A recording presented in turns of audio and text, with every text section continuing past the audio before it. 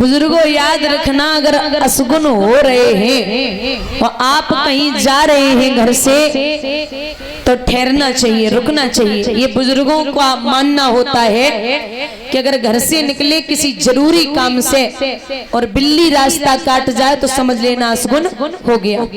सर्प रास्ता काट जाए तो असगुन माना जाता है। अचानक कोई खाली बाल्टी जैसी जरूरी काम से निकले, खाली घड़े लेके गुजर रहा है तो असगुन मानते हैं लोग। ये असगुन होते और सगुन वो होते, आप किसी कार्य से घर से निकले और कोई दूध का भरा पात्र लेकर के आपके सामने से निकल रहा है तो समझ लो काम पूर्ण हो गया। कोई फूलों की भरी टोकरी लेकर के आपके सामने से निकल रहा है तो समझ लो काम पूर्ण हो गया। कोई गैया गाय माँ अपने बच्चे को, बछड़े को दूध पिलाती हुई मिल जाए तो समझ लेना काम पूर्ण हो गया। और सबसे बड़ा असगुन, मतलब ये सगुन हो गए, सबसे बड़ा असगुन ये है कि अगर पति 4-6 महीने के लिए, अगर 1 साल के लिए बाहर जा रहा है और पत्नी पीठ पीछे रोना शुरू कर दे, इससे बड़ा असगुन दुनिया में दूसरा नहीं होता। और माताएं कुछ घर में कार्य ऐसे करती हैं जिसे करने से 100% गरीबी आने के चांस है। पहला, जो माताएं होती हैं उन्हें कभी भी घर में खड़े होकर के बाल नहीं निकालने चाहिए, पहली बात। दूसरी बात, माताओं को बुझे हुए चूल्हे पर कभी बर्तन नहीं रखना चाहिए। तीसरा, सूर्य अस्त होने के बाद घर में झाड़ू नहीं लगानी चाहिए। चौथा, कुछ माताएं हैं शाम को आटा अगर ज्यादा लग गया तो वो आटा फ्रिज में रख देती हैं और उसी की सुबह रोटियां बना के खा लेती है। जो माताएं होती हैं उन्हें कभी भी घर में खड़े होकर के बाल नहीं निकालने चाहिए, पहली बात। दूसरी बात, माताओं को बुझे हुए चूल्हे पर कभी बर्तन नहीं रखना चाहिए। तीसरा, सूर्य अस्त होने के बाद घर में झाड़ू नहीं लगानी चाहिए। चौथा, कुछ माताएं हैं शाम को आटा अगर ज्यादा लग गया तो वो आटा फ्रिज में रख देती हैं और उसी की सुबह रोटियां बना के खा लेती है। अभी राम बाबू ब्रजेश भैया जहाँ कहीं भी हो आपको याद कर रहे। हाँ, अशोक और ब्रजेश दोनों यहाँ आ जाए भाई।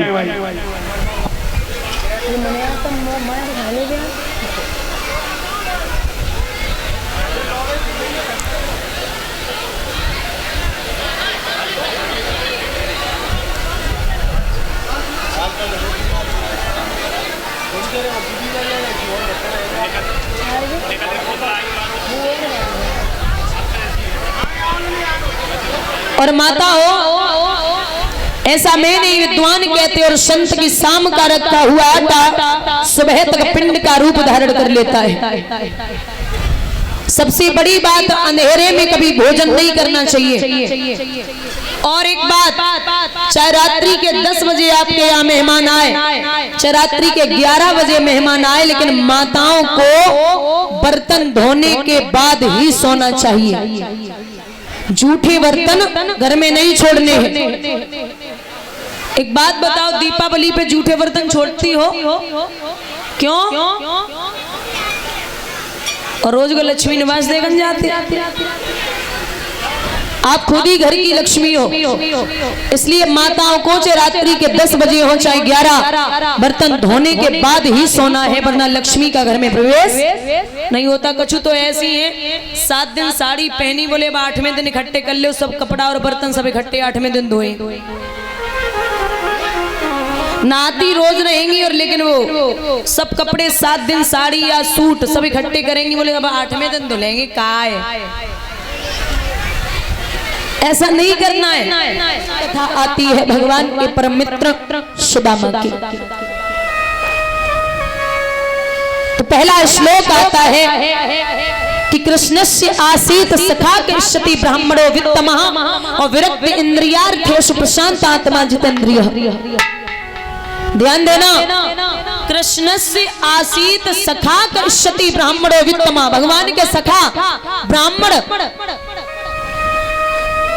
विरक्त इंद्रियार्थेषु, जो इंद्रियों से विरक्त हो, प्रशांत आत्मा जितेंद्रियम, जिसने अपनी इंद्रियों को वश में कर लिया हो, जिसकी इंद्रियों में शांति हो, जिसने इंद्रियों को जीत लिया हो, महाराज ऐसे परम भक्त थे, परम सखा थे भगवान के सुदामा।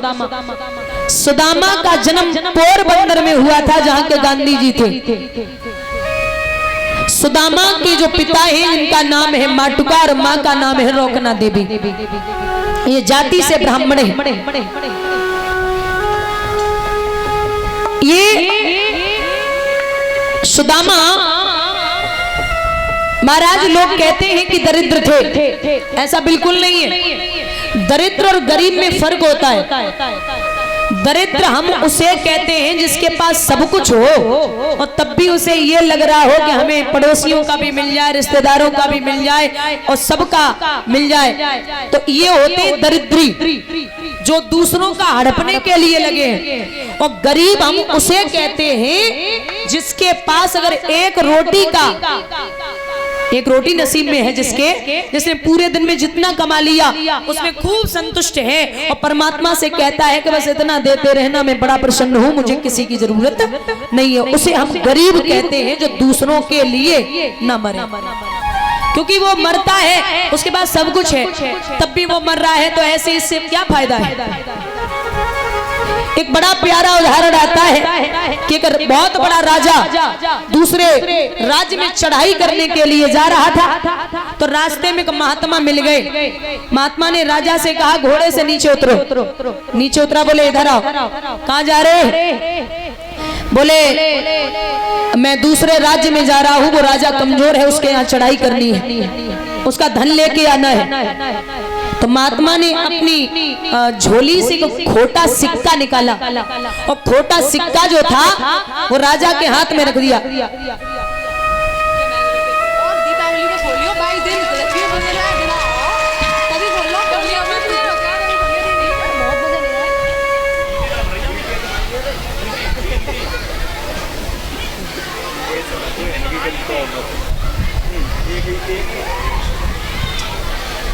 भैया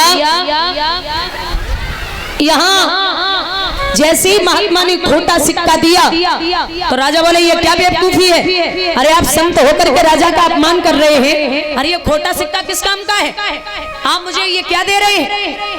राजा का चेहरा देख के संत बोले, तू तो इस खोटे सिक्के के लायक भी नहीं है। अरे जब तेरे पास सब कुछ है, भगवान ने तुझे संतुष्ट कर रखा है, सब कुछ दिया है, तब भी तू एक राजा के यहाँ चढ़ाई करने जा रहा है, उसका धन लूटने जा रहा है, तो तुझसे बड़ा दरिद्री हमने दुनिया में नहीं देखा। ये होती है दरिद्री। हाँ, एक भागवत में दरिद्रा शब्द आया सुशीला के लिए, और ऐसा नहीं है कि आप सोच रहे होंगे कि सुदामा दरिद्र होंगे तभी तो दरिद्रा पत्नी को कहा जाता है। अब जरूरी नहीं है कि एक भाई डॉक्टर है, एक वकील भी हो सकता है, एक भाई फौजी है तो एक डॉक्टर भी हो सकता है, एक भाई अच्छा सा साहूकार है तो एक चोर भी हो सकता है, एक ही माँ के दो बेटे अलग अलग हो सकते हैं। जब अलग अलग मति हो सकती है तो पति और पत्नी वो तो पराए घर से आई है। सुदामा और कृष्ण की मित्रता, बचपन में गुरु शांतिपन के यहाँ पर विद्या अध्ययन करने के लिए जाते थे, तो एक दिन सुदामा के पैर में कांटा चुभ गया। कृष्ण का नाम लेकर के सुदामा चिल्लाए तो भगवान ने दांतों के द्वारा उस पैर के कांटे को निकाल दिया अपने दांतों के द्वारा। जैसे ही दर्द बंद हुआ तो सुदामा भगवान के गले से लग के खूब रोई और आंखों में आंसू लेके जवाब दिया कि हे प्रभु, आप हमारे पैर के दर्द को तो छोड़ो, आपने हमारे हृदय का दर्द भी हरण कर लिया। यहाँ से ऐसी मित्रता बड़ी है। अगर सुदामा पाठ याद करके नहीं जाते थे तो कन्हैया भी कहते थे कि मैं भी पाठ याद करना भूल गया, जबकि भगवान को सब कंठस्थ है। एक दिन गुरु पत्नी बोली मोहन से, मेरे लाला तनिक इधर आओ, घर में धन को नाम नाय कछु लाला सहारा बन जाओ। मोहन बोले चिंता क्या है, जंगल से तोड़े लाता हूँ, है चतुर सुदामा संग मेरे संध्या तक लौटा आता हूँ। थोड़े से चना गुरु मैया ने दिए, दादा ध्यान देना। ये पहला ही श्लोक है कि विरक्त इंद्रियार्थेषु प्रशांत आत्मा जितेंद्रिय, जिसकी आत्मा में शांति हो वो कभी भी अपने मित्र के साथ कपट नहीं कर सकता। ये चना ऐसी जगह से आए थे जो इनको खाता वो गरीब हो जाता। ये उज्जैन नगरी में एक बूढ़ी मैया भीख मांगा करती थी, उसे पूरे दिन की भीख में कोई चने दे गया, उसने वो चने लाकर के अपनी झोपड़ी में रख दिए। रात्रि में आए चोर, चोरों ने वो चने उठाए और लेकर के गुरु सांदीपन के दरवाजे से होकर निकले। महाराज भगवान की कृपा वो पोटली छूट के वहीं गिर पड़ी, चोर निकल गए। गुरु मैया ने सुबह झाड़ू लगाई है तो वो चने पोटली में बंधे मिले, विचार किया किसी विद्यार्थी के होंगे तो उठा करके वही चने अंदर रख दिए।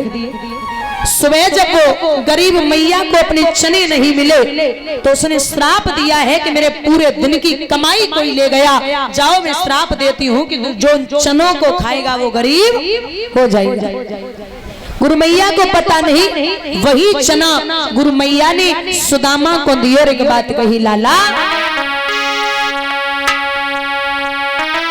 इधर यही और सुदामा, इधर यही और सुदामा, कछु बात है इधर और सुदामा।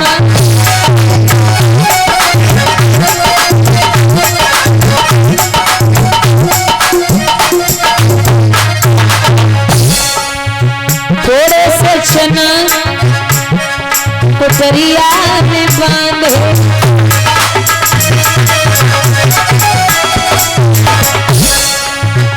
क्योंकि तुम दोनों भैया, क्योंकि तुम दोनों भैया इधर भैया सुदामा।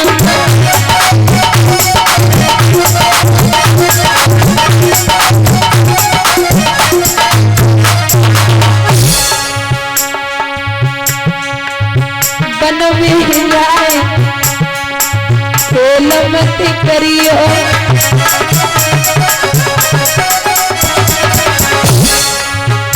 एक दूजे के संग में,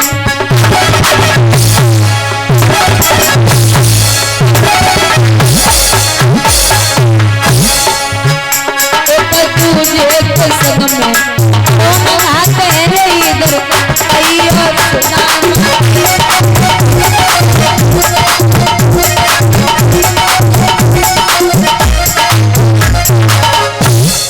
चनों को लेकर के विप्र चले, चलते जा रहे हैं। माह का महीना है, सुदामा लकड़ियां बीनने के लिए वृक्ष से नीचे हैं और ऊपर कृष्ण लकड़ियां तोड़ने लगे। अब आंधी और पानी आया तो चना कोई ऐसी चीज ना है जो चुपचाप खाए लो। सुदामा ने विचार किया कि अगर ये चने हमने अपने मित्र को दे दिए तो हम भी घर घाट के हो जाएंगे और हमारा मित्र भी काम से जाएगा, और ये गुरु मैया के दिए हुए चने हैं, अगर हमने न खाए तो गुरु मैया का अपमान होगा। तो वो धीरे धीरे चना चबने लगे। अब महाराज कटकट की आवाज हुई तो भगवान बोले क्या कर रहे हो? जवाब दिया वो ठंड की वजह से दांती बज रही है। तो तन की जाने मन की जाने, जाने चित की चोरी, ऐसे प्रभु सो का वची है जाके हाथ में, सब कुछ जानता उससे क्या छिपा। भगवान बोले ठीक है जो किया अच्छा किया।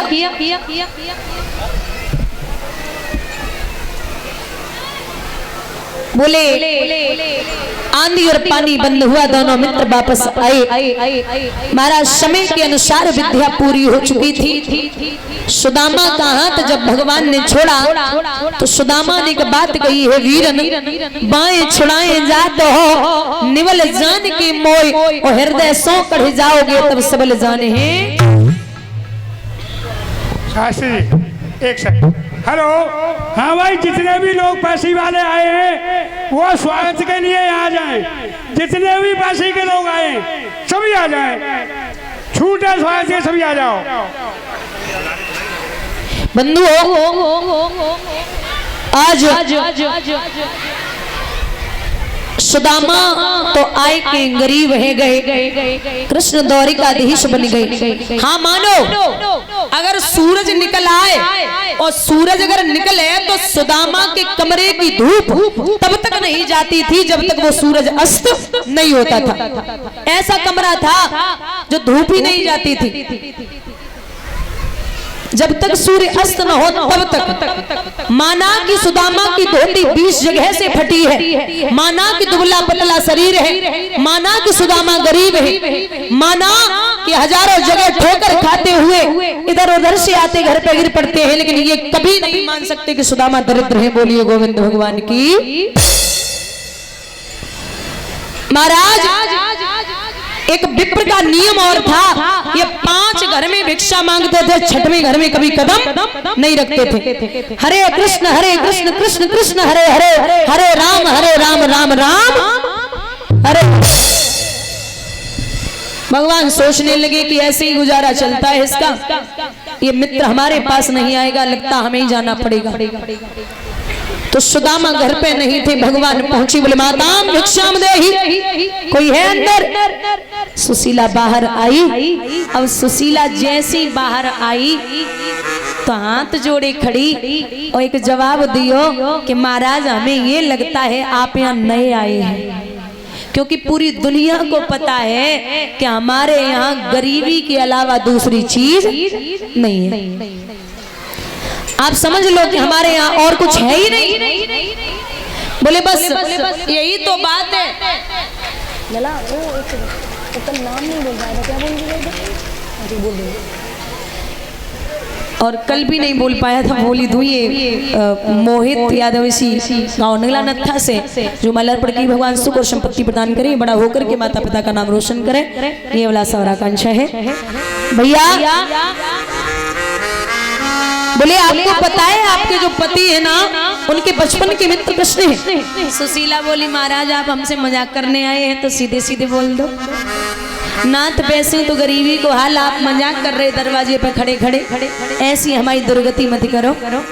अरे ओ देवी मैं झूठ नहीं बोलता, मैं आपकी सौगंध खाता हूँ कि आपके पति के बचपन के मित्र कृष्ण हैं जो द्वारिकाधीश हैं। अगर नहीं मार रही हो तो आपके पति आए तो उनसे पूछ लेना। कृष्ण आगे लगाए कि नहीं करेंगे। सुदामा आए, पानी दियो। महाराज एक बात पूछनी। क्या? सच बोलना। हाँ हाँ आपके बचपन के मित्र कृष्ण हैं क्या? सुदामा बोले किसने बोला? किसने बोला? बोले द्वारे पे एक महात्मा आए थे।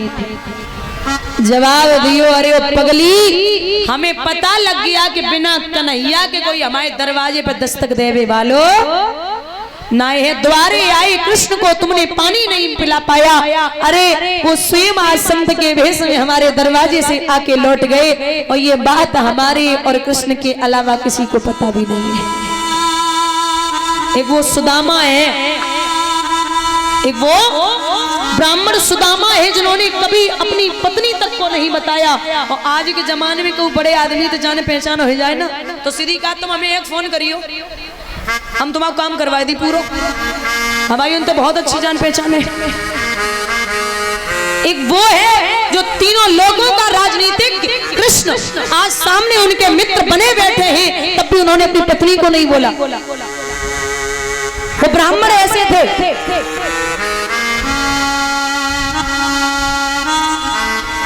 सुशीला बोली सच बोली नाथ को दो समाज ऋतो भर पेट न चाहती दूध मिठौती लेती सबई तो दारिद झेल कबहू न प्रभु तुम्हें भूली हटौती जो सुन री नहीं तो हरि सो तो काय को दोहरी का पेल पठौती जा घर सो कबहू न गए पिया फूटो तवार टूटी। महाराज आप द्वारिका चले जाओ, मैं ये नहीं कहती आप कुछ मांग के आना, कुछ नहीं मांग के आना है, बस आशीर्वाद ले आना।